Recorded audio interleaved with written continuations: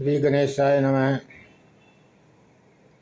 आप शब्दों का संधि विच्छेद करो और जानने की चेष्टा करो कि भगवान और ईश्वर परमात्मा का अर्थ क्या निकलता है।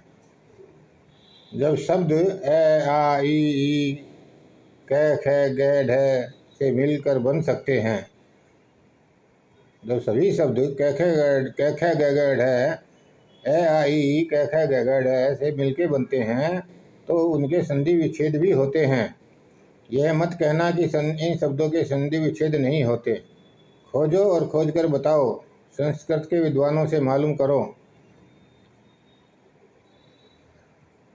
आप एक अपने हाथ में पेन ले लो और कागज़ ले लीजिए। जो संधि विच्छेद मैं आपको बता रहा हूँ उनको अच्छे से लिख लीजिए। फिर उनको समझने में आपको आसानी होगी और आप भगवान, ईश्वर, परमात्मा सभी के भेद जान पाओगे। यह सब जानने के बाद आपको सब समझ में आ जाएगा कि इन ब्राह्मणों ने हमारे देश के अनपढ़ गंवार लोगों को कैसे मूर्ख बनाया है, कैसे भगवान और ईश्वर के नाम पर भ्रमित किया है। शब्द हैं ईश्वर, संधि विच्छेद करना है। भगवान, मोक्ष, आत्मा, परमात्मा, परमेश्वर, विश्वास, शमशान, निराकार, निर्विकार, आस्था, श्रद्धा, शिव, विष्णु, नारायण, निरंजन, उपासना, प्रकृति, प्राण, संस्कार, इन सब के संधि विच्छेद करना। अब पहला संधि विच्छेद मैं आपको बता रहा हूँ। ईश्वर, ईश्वर का संधि विच्छेद हुआ ई प्लस से प्लस वर। ई का अर्थ हुआ स्त्रीलिंग, से का हुआ पुरुषलिंग पुल्लिंग, वर का मतलब हुआ मिलन। ई में स्त्री, 84 लाख योनियों की ई स्त्रियाँ, 84 लाख योनियों के नर, प्लस वर मिलन। जब स्त्री और पुरुष का मिलन होता है तो संसार चक्र चलता है। इस तरह ईश्वर ही संसार चक्र को चलाता है। यह हुआ ईश्वर का मतलब। ईश्वर के लास्ट में लगा हुआ है वर। वर का मतलब है मिलन। और ब्राह्मण लोग हैं जो हैं वो ईशु का गुणगान करते रहते हैं, कभी संधि विच्छेद करने की चेष्टा नहीं करते। सीधा सीधा संधि विच्छेद है। ई से स्त्रीलिंग, से पुल्लिंग, वर से मिलन।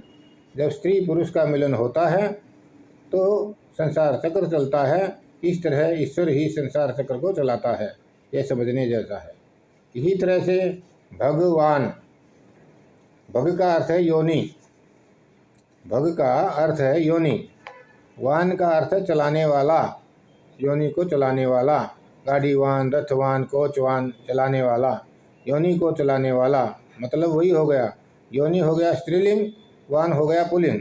जब दोनों मिलते हैं तो भगवान ही संसार चक्र को चलाता है। परम आत्मा, परमात्मा, आत्मा, आत्मा का अर्थ हुआ आ तू मेरे अंदर बैठ जा। आत्मा, आ तू मेरे अंदर बैठ जा। परम ईश्वर, परमेश्वर का अर्थ हुआ परम ईश्वर। इसमें परम कुछ नहीं होता, वही ईश्वर है। परम खाली लगा दिया गुड, बेटर, बेस्ट की तरह से। विश्वास, विश्वास का अर्थ है विष प्लस वास। विष का मतलब है जहर, वास का अर्थ है रहने का स्थान। जहर के रहने को स्थान को बोलते हैं विश्वास। जब भी आप किसी के ऊपर विश्वास करोगे तो आपको जहर का घूंट पीना ही पड़ेगा, क्योंकि वह विश्वास कभी ना कभी टूटेगा, विश्वासघात होगा। ये हम भूल जाते हैं कि विश्वास के साथ में विश्वासघात भी जुड़ा हुआ है। और विश्वास का मतलब ही बता दिया हूँ मैंने। विष का मतलब जहर, वास का मतलब रहने का स्थान। जहर के रहने के स्थान को बोलते हैं विश्वास। इसलिए हमें किसी के ऊपर विश्वास नहीं करना चाहिए। सभी कर्म सोच समझ कर करने चाहिए। शमशान, जहाँ मुर्दों को जलाया जाता है उसे कहते हैं शमशान। शम मीन्स बराबर, शान मीन्स हमारी इज्जत। जहाँ पहुँचने पर सभी की शान एक समान हो जाती है। जहाँ पहुँचने पर सभी की शान, अमीर की, गरीब की, लखपति की, करोड़पति की, जहाँ पहुँचने पर सबकी शान एक समान हो जाती है, उसे कहते हैं शमशान। निराकार, जिसका कोई आकार नहीं होता। जैसे पहले हमारे यहाँ निराकार ब्रह्म की आराधना होती थी, फिर ब्राह्मणों ने देखा कि निराकार ब्रह्म की आराधना करने में बहुत कठिनाई होती है, तो उन्होंने मूर्तियाँ गढ़ दी और मूर्तियों में प्राण प्रतिष्ठा कर दी और वो लोगों को समझाया कि इन मूर्तियों की पूजा करो, ये भगवान विष्णु है, ये भगवान शंकर हैं, ये भगवान राम हैं, ये भगवान कृष्ण हैं। मूर्तियों में प्रतिष्ठा करने से कोई जान नहीं आ जाती। तो वो निराकार ब्रह्म थे, निराकार ब्रह्म की आराधना होती थी, तो हमने वो निराकार ब्रह्म की आराधना छोड़ दी और हम मूर्ति पूजा के पीछे पड़ गए और निराकार ब्रह्म को ये मुस्लिम लोग ले उड़े। मुस्लिमों ने निराकार ब्रह्म को ले लिया और उसे अपने अल्लाह का रूप दे दिया। मस्जिद में कोई मूर्ति नहीं है, अल्लाह है। अल्लाह क्या है? वही निराकार ब्रह्म है और वे बड़े ठाठ से अपने अल्लाह के गुणगान करते हैं। हमको ही कठिनाई होती थी, हम ही पीछे हट गए। वो खूब जम के अल्लाह के गुणगान कर रहे हैं और नमाज पढ़ रहे हैं। आस्था, आस्था का मतलब है आ मेरे अंदर स्थापित हो जा, ये है आस्था। आ मेरे अंदर स्थापित हो जा। श्रद्धा, सर आधा, जिनका सर आधा है, पूरी बात उनको समझ में नहीं आती, आधा ही है, आधा ही रहेगा। शिव, शिव में वही है ईश्वर। शिव में ई है, श है, व है। ईश्वर में भी ई है, श है, व है। ई मीन्स स्त्रीलिंग, श मीन्स पुरुषलिंग, व मीन्स मिलन। शिव, स्त्री और पुरुष के मिलन से ही संसार चक्र चलता है। इस तरह शिव ही संसार चक्र को चला रहे हैं। निरंजन, निरंजन, जिसके ऊपर कोई अंजन ना चढ़ सके। काला रंग है, उसके ऊपर कोई रंग नहीं चढ़ता, उसे कहते हैं निरंजन। उपासना, उपासना, थोड़ा ऊपर बैठना, ऊपर आसन लगाना। जो ध्यान लगाते लगाते ऊपर पहुंच जाते हैं, उनको कहते हैं उपासना। प्रकृति, प्रकृति, प्रकृति जो है वो किसी दूसरे की कृति है।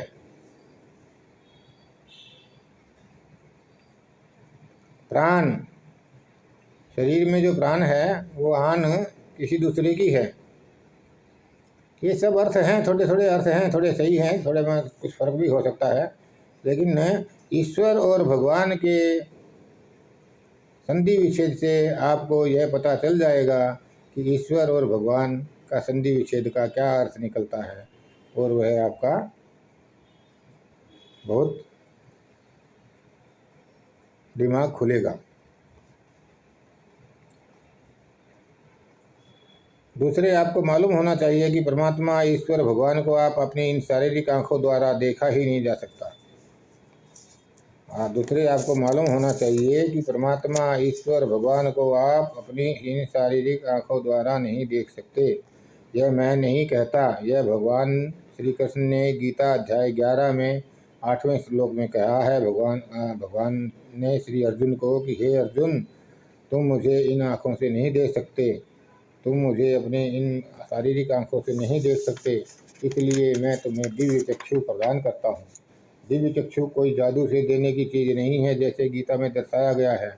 जैसे श्री कृष्ण ने अर्जुन को दिव्य दृष्टि दी और अपने करिश्माई अंदाज में जादू के जोर से दे दी, जैसा कि वेदों शास्त्रों पुराणों में दर्शाया गया है कि देने वाले भगवान ने आशीर्वाद रूप में हाथ उठा दिया, जैसे फोटो में बताया जाता है, और इच्छित वर मांगी हुई चीज़ तीर की तरह उसके शरीर में समा गई। ऐसा कुछ नहीं होता, सब भ्रम होता है।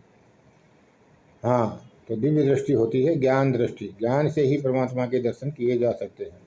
दर्शन भी नहीं किए जा सकते, केवल अनुभव किया जा सकता है, और अनुभव तो वही करोगे जिसमें आप गहरे से उतर जाओगे।